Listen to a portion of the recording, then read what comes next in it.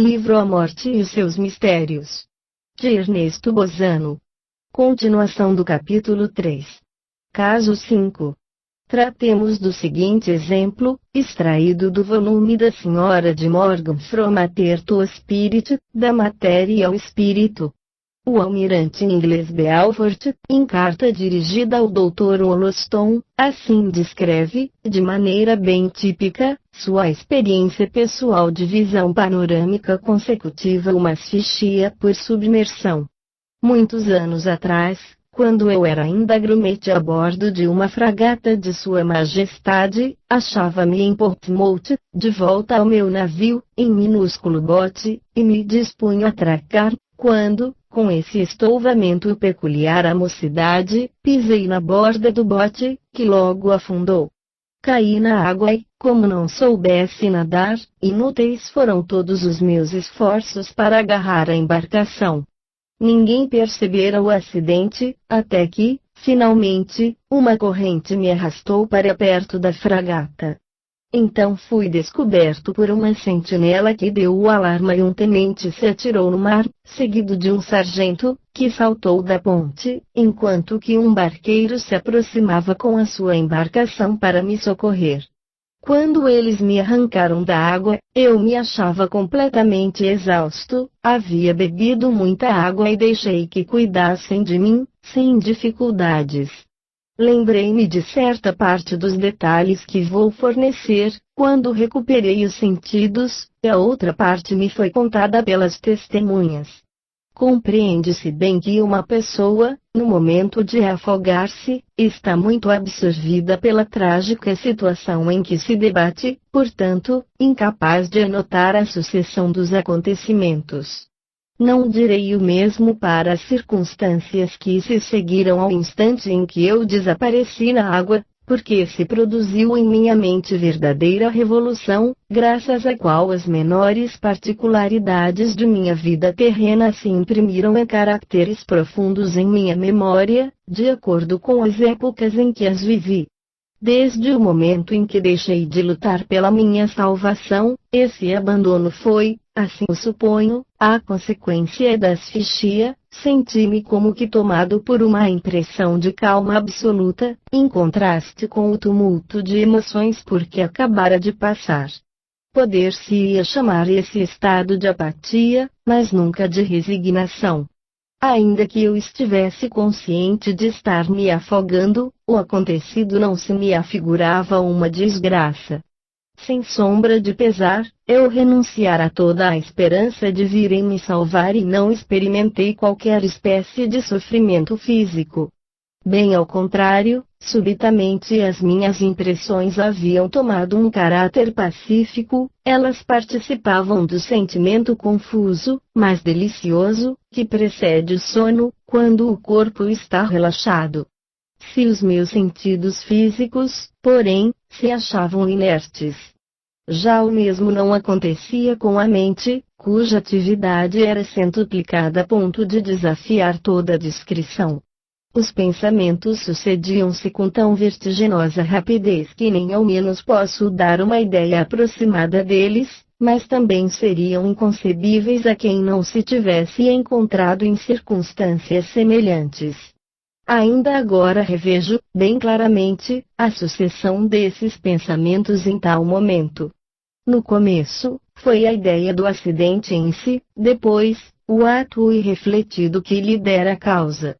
A seguir, pensei na emoção que a minha infelicidade provocara a bordo, pois tive de observar que 2 homens haviam pulado no mar.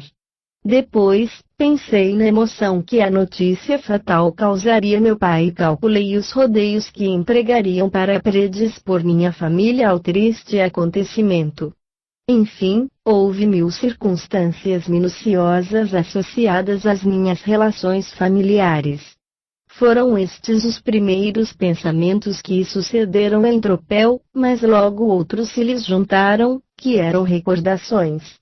Minha última viagem, terminada em naufrágio e, em seguida, a escola, os progressos que fiz nos meus estudos, o tempo malbaratado e todas essas pequenas coisas da mocidade. Em suma, cada incidente de minha curta vida se reanimava em ordem contrária, não com a brevidade da presente enumeração, mas numa representação vivida e perfeita em seus mínimos detalhes intrínsecos e colaterais. Em resumo, toda a visão de minha existência terrena desfilou diante de mim, à maneira de uma reconstituição panorâmica, e cada quadro parecia acompanhado de uma concepção do bem e do mal que ele continha, sem prejudicar as reflexões que eu pudesse fazer sobre as causas e as consequências das minhas ações. Também apareceram muitos outros incidentes insignificantes, há muito esquecidos e que eu revi com o frescor somente próprio aos fatos vividos na véspera. Não será lícito deduzir deste relato a existência, em nós, de uma memória integral com a qual nós despertaremos em uma outra vida e pela qual seremos constrangidos, quer queiramos ou não, a contemplar todos os atos de nossa existência. E não demonstraria tudo isto a realidade da hipótese segundo a qual a morte nada mais é do que uma modificação do ser, a porta, em suma, pela qual passaremos para uma nova modalidade de existência, sem estacionamento nem interrupção? Seja lá como for, a experiência por que passei me parece uma circunstância bem notável no sentido de que as inúmeras ideias, que se apresentaram à minha visão, se referiam todas a um espetáculo retrospectivo.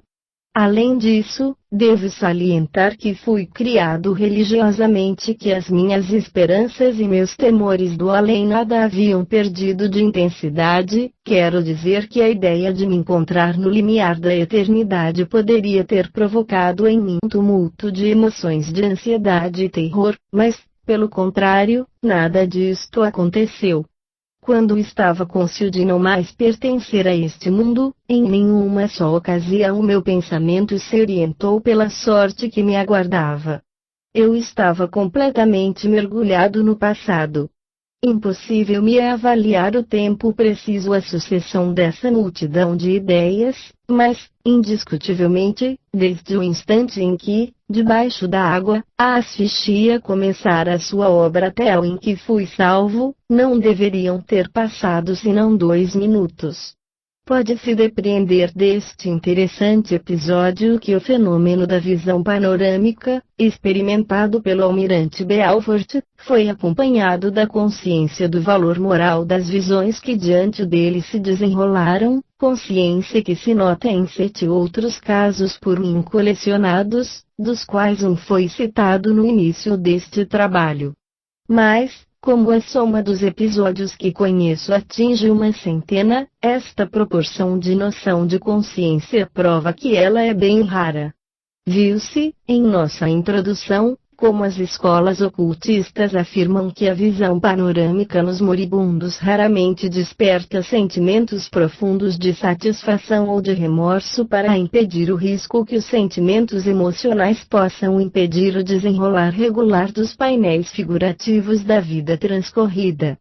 O caso do almirante Beaufort não contradiz semelhante afirmativa no sentido de poderem ser considerados como excepcionais os que raramente se produzem em percipientes cuja existência, quer pela sua mocidade, quer pelo temperamento, não se imunizou contra os excessos de toda a sorte.